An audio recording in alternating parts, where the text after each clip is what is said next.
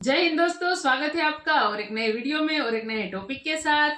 Pakistan media crying is India Russia trade goes over 50 billion dollar.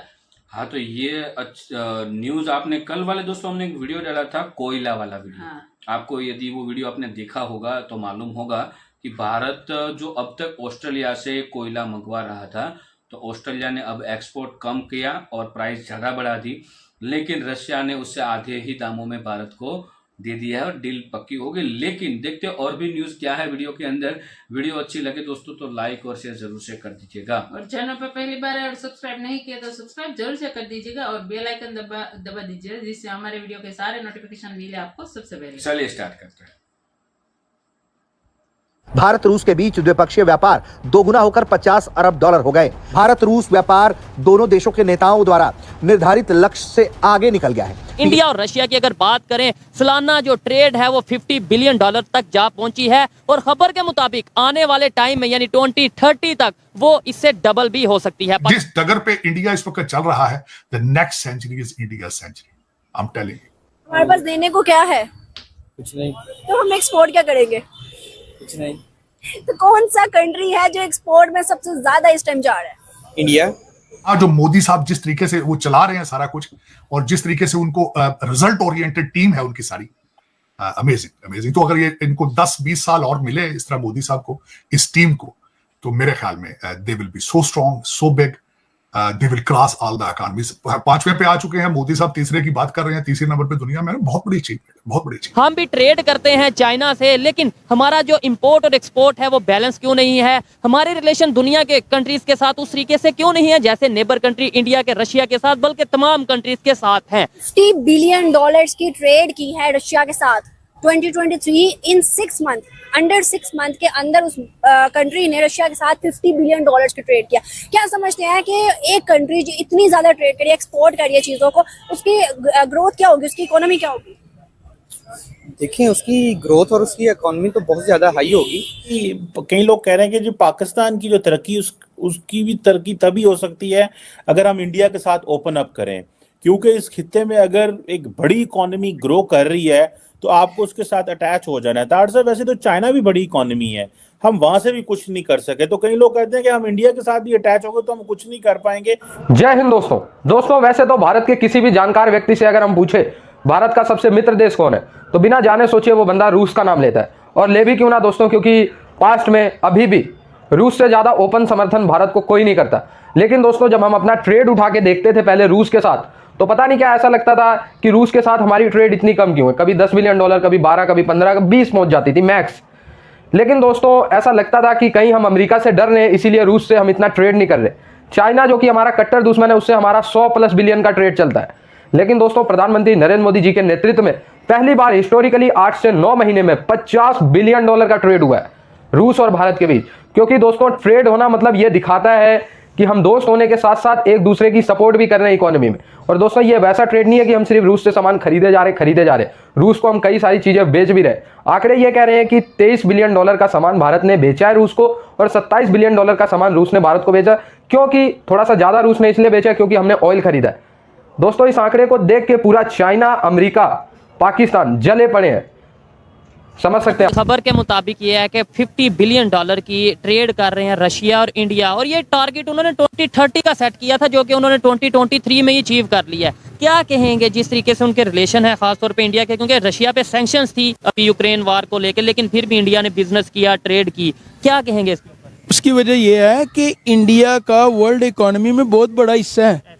India दुनिया की 5वीं बड़ी इकोनॉमी है, इसलिए इंडिया के साथ दुनिया और तरीके से ट्रीट करती है। पाकिस्तान का पूरी दुनिया में जो इनपुट है वो 65 बिलियन डॉलर, उसी में हमारी इंपोर्ट एक्सपोर्ट दोनों शामिल है।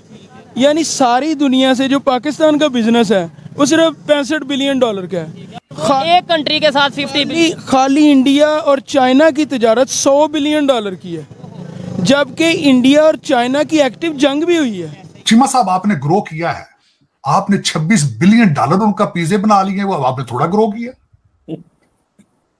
देखे ना, ग्रोथ के चांसेस, अगर आप ये कहना कि आपको ग्रोथ के चांसेस नहीं मिलते, अपॉर्चुनिटीज मिलती हैं, लेकिन 2-4 लोगों को मिलती हैं सिर्फ। अंदाजा लगा ना पापा जान के पिज्जे जो अमेरिका में इस वक्त है हमारे बाजवा साहब की, खुदा दा खौफ करो। आप इंडिया से भी एंगेज होंगे तो इस तरह अगर एंगेज होना है तो फिर आप प्लीज ना ही एंगेज हो तो अच्छा है। चीमा साहब आप हर चीज से बच जाएंगे, करप्शन से नहीं बचेंगे। मैं बार बार कहता हूं ये कैंसर है, कैंसर है। और अब इसकी हालत ये हो चुकी कि आपके बोन मैरो में जा चुका है, ये बोन मैरो में जा चुका है। आप देखें डॉलर थोड़ा आ रहा है, ये कभी उधर से इतने बिलियन लाते हैं, कभी उधर। मैं हमेशा क्या कहता हूं कि बाहर से डॉलर लाना कोई बहादुरी नहीं है। आप 76 साल से ला रहे हैं लेकिन पाकिस्तान पहुंचते ही नहीं है वो डॉलर। आप मेरा कौन सी चीज आपने छोड़ी है? कोविड का जो बिल था, कोविड का जो फंड था उसमें भी आप खा गए, जलजले के पैसे आप खा गए, सैलाब के पैसे आप खा जाते हैं। IMF का आज तक किसी ने बताया कि चीमा साहब IMF के पैसे जाते कहां हैं? हर वकील जो टूटी फूटी पिटीशन रोज लगा देता है। कभी किसी वकील ने ये पिटीशन लगाई सुप्रीम कोर्ट में कि I want to ask the government where the dollars are going? किसी वकील ने आज तक सुप्रीम कोर्ट में ये पिटीशन लगाई है? जुर्रत की है? ये क्यों नहीं की? वजह क्या है? लेकिन चीमा साहब आप मैं ये बताना चाहूंगा आपको, खासकर आपके पास तरक्की के बहुत ज्यादा चांसेस हैं। चाइना के साथ अटैच होते तो फिर भी, अगर आप अटैच होते तो एंगेज करते मुल्की मुफाद के लिए तो आपने बहुत तरक्की करनी थी, लेकिन आप मुल्की मुफाद के लिए नहीं अटैच हुए उनसे भी। अब अगर इंडिया से भी आप अटैच होते हैं लेकिन मुल्की मुफाद के लिए नहीं होते तो क्या फायदा उसका? चीमा साहब सिर्फ 4-5 बंदों ने की लॉटरी निकालने के लिए आपने एंगेज होना, तो प्लीज ना तकलीफ करें। ये ऐसे ही ठीक है जिस तरह आप चल रहे हैं, कभी उधर से मांग लिए, कभी उधर से मांग लिए, और मांग के भी क्या पाकिस्तान तो नहीं जा रहे ना, वो तो इधर ही डॉलर रुक जाते हैं। देखें ना, इसमें फायदा किसका है? फायदा तो अमेरिकन का है। डॉलर मुल्क से बाहर जाते ही नहीं है, गुर्दे आपके लिखवा लेते हैं कौम के वो। तो भाई इंडिया को दुनिया बहुत अच्छे तरीके से ट्रीट करती है, और इंडिया में सबसे बड़ी बात, इंडिया में एक अवामी हुकूमत बैठी है जो सारे फैसले अपनी अवाम के फ़ायदे में करती है, और वो दुनिया का प्रेशर लेने के लिए तैयार है, क्योंकि दुनिया इंडिया को नाराज़ करने का रिस्क नहीं ले सकती। इसलिए पाकिस्तान में तो ये बताया जाता है यहाँ पे भी डेमोक्रेसी है, यहाँ पे भी अवाम की मर्जी से ही नुमाइंदे आते हैं। और दूसरे नंबर पे ये बड़ी हैरान कुन बात की है, मतलब नो डाउट मुझे पता है कि इंडिया और चाइना की ट्रेड होती है, इंपोर्ट एक्सपोर्ट होती है, लेकिन इतने बड़े लेवल पे, यानी रशिया से ज्यादा वो चाइना के साथ, जी रशिया से ज्यादा कर रहे हैं। और इससे हम ये सबक भी सीख सकते हैं कि अगर हमारे किसी मुल्क से कोई मसला भी है उसको तिजारत से अलग रखा जा सकता है। इंडिया और पाकिस्तान भी अपने मसाइल बैक चैनल पे चला सकते हैं, लेकिन तिजारत को उससे अलग रखा जा सकता है, और इंडिया और चाइना ने आपको करके दिखा दिया। इंडिया ने तो हर कंट्री के साथ, यूएई के साथ, सऊदीया के साथ, वो कश्मीर में इन्वेस्टमेंट कर रहे हैं, कतर के साथ वो इन्वेस्टमेंट कर रहे हैं, ट्रेड कर रहे हैं, अमेरिका के साथ, यानी जो कंट्रीज हमारे यहाँ पे कंसेप्ट है, लाइक अगर अमेरिका से हमने बिजनेस करना है तो हमें चाइना को नाराज करना पड़ेगा, चाइना से बिजनेस करना है तो यूएस को नाराज, मतलब एक ये कंसेप्ट है। उनके उधर ये है कि भाई जिससे दिल करो बिजनेस करो, पैसे दो, चीज लो या चीज दो, और इस तरीके से। जैसे मैं आपको पहले बताया है कि इंडिया का दुनिया में से है, दुनिया का कोई बड़ा फैसला इंडिया की शमूलियत के बगैर नहीं होता। पाकिस्तान ना 3 में है ना 13 में है, इस पाकिस्तान की तो कोई गिनती नहीं, और उसकी वजह भी तिजारत है, क्योंकि पाकिस्तान सारी दुनिया से $65 बिलियन की तिजारत करता है। अच्छा, अब कुछ लोगों का कंसेप्ट पाकिस्तान में ये है कि भाई इंडिया की मार्केट बड़ी है, आबादी ज्यादा है, इसलिए सारी दुनिया उनके साथ ट्रेड कर रही है। मुझे कहीं ना कहीं ये चीज़ समझ में नहीं आती, क्योंकि बहुत से ऐसे कंट्रीज हैं जिनकी इकॉनमी हमारे से ज्यादा है, जिनकी ट्रेड हमारे से ज्यादा है, लेकिन आबादी हमसे बहुत कम है। आप इसके ऊपर क्या कहना चाहेंगे? सिर्फ आबादी के सर पे इंडिया के रिलेशन? देखें, जो आबादी है ना, वो आपकी लायबिलिटी भी बन सकती है और एसेट भी बन सकता है। आप देखें सारी दुनिया में, सारी दुनिया वाले पहले चाइना में इन्वेस्टमेंट कर रहे थे, अब इंडिया में कर रहे थे।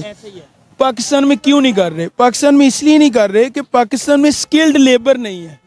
हमने अपने लोगों को आईफोन बनाना सिखाया ही नहीं है, हमने अपने लोगों को ऑटोमोबाइल बनानी सिखाई ही नहीं है, तो वो यहाँ आके क्या करेंगे? और फिर सिक्योरिटी भी नहीं है। देखें, सिक्योरिटी पे लोग कंप्रोमाइज कर लेते हैं, लेकिन स्किल पे नहीं करते। आपको आते ही नहीं है, आप आईफोन बना ही नहीं सकते। इंडिया, चाइना ने पहले अपने लोगों की वोकेशनल ट्रेनिंग पे इन्वेस्टमेंट की है, एक स्किल्ड लेबर खड़ी की है, तो सारी दुनिया की इन्वेस्टमेंट गई है। यही काम इंडिया ने किया है, तो सारी दुनिया की इन्वेस्टमेंट इंडिया में चले गई है। आज भी इस खित्ते में अगर दुनिया को कोई एक्सपर्टीज चाहिए होती है तो वो उन्हें सबसे दोस्तों थैंक यू दोस्तों, वीडियो को यहाँ तक देखने के लिए। पाकिस्तान जले या ना जले, चाइना जले या ना जले उससे हमें कोई लेना देना नहीं है। मोदी जी सिर्फ यही चाहते हैं कि मेरे नागरिक जो है, मेरे देश की जो आवाम है, उसको अच्छी प्रोडक्ट और कम दामों में मिले। ठीक है, तो ये इसमें अमेरिका से अब डरने की जरूरत नहीं है, भारत उतना स्ट्रांग हो चुका है। और दूसरी बात ये है कि रशिया के साथ जो भी कुछ ट्रेड होगा वो भारतीय रुपयों में होगा। ये अब इसमें डॉलर नहीं आएगा। वो ठीक है, अच्छी बात है। क्योंकि 6 महीने या 1 साल होने को आया है, आई थिंक 1 ईयर हो चुका है रशिया, तब से रशिया के साथ बात चल रही थी इंडियन रुपीस में ट्रेड किया जाए। जब ये रशिया यूक्रेन का युद्ध स्टार्ट हुआ और हमने वहां से क्रूड ऑयल सस्ते दामों में मंगवाया था उस समय से, तो अब ये फाइनली रशिया मान चुका है। अब ये जो भी ट्रेड होगा Russian rupee and Indian rupee में होगा, इसमें भी इसमें डॉलर नहीं आएगा। ये सबसे अच्छी बात है, ताकि हमें और भी कम दामों में प्रोडक्ट मिल सके। तो अब आपके सामने है 50 बिलियन तक पहुंचने आया है भारत एंड रशिया का जो है ट्रेड। हाँ, तो अब तक हम जो चाइना के साथ अभी तक जो ट्रेड चल रहा था वो करीबन $100 बिलियन का हो रहा था। लेकिन अब वो कहीं ना कहीं हमें किसी देश के ऊपर से निर्भरता जो है वो कम करनी ही पड़ेगी। और जैसे हमारी निर्भरता कम होगी, हमारा ट्रेड और हमारा जो एक्सपोर्ट है वो बढ़ेगा, तब जाके हमारी विदेश मुद्रा भंडार भी थोड़ा बहुत बढ़ेगा। और दूसरी बात सबसे अच्छी है कि इंडियन रुपी में ट्रेड हो तो बहुत ही अच्छी बात है, हमारा रुपया स्ट्रांग होगा तो हमें और कंट्री जैसे कि हर बार डॉलर की जरूरत पड़ती है वो कम मात्रा में पड़े। और ये अच्छी बात इसीलिए है, कभी भी भारत के ऊपर कोई संकट आ सकता है। तो हमने सबसे बड़ी सीख जो है रशिया के साथ से सीखी है, रशिया एंड यूक्रेन की वॉर की। जैसे अमेरिका ने सारे बैंड लगा दिए थे तो रशिया को बहुत दिक्कतें भुगतनी पड़ी, तो ये हमें ना भुगतनी पड़ी। तो ये खुलेआम बोलने का, उसमें कुछ डरने का नहीं। जैसे हमारे भारतीय जो डॉक्टर एस जयशंकर विदाउट कोई फेयर बात करते हैं, मोदी जी विदाउट कोई फेयर बात करते हैं, तो ये तब जाके कर सकते हैं। ठीक है, उसके लिए नागरिकों का भी सपोर्ट होता है। और जो रिलेशन बना है, हर बार मोदी जी कोई ना कोई विदेश यात्रा पे होते थे तब बहुत सारे हमारे विरोध पक्ष के जो नेता थे कुछ ना कुछ बोलते थे कि भाई भारत का पैसा बर्बाद कर रहे हैं, ये कर रहे हैं, नागरिकों का पैसा है और आप नागरिकों का पैसा ऐसे ही उड़ा रहे हो वगैरह वगैरह।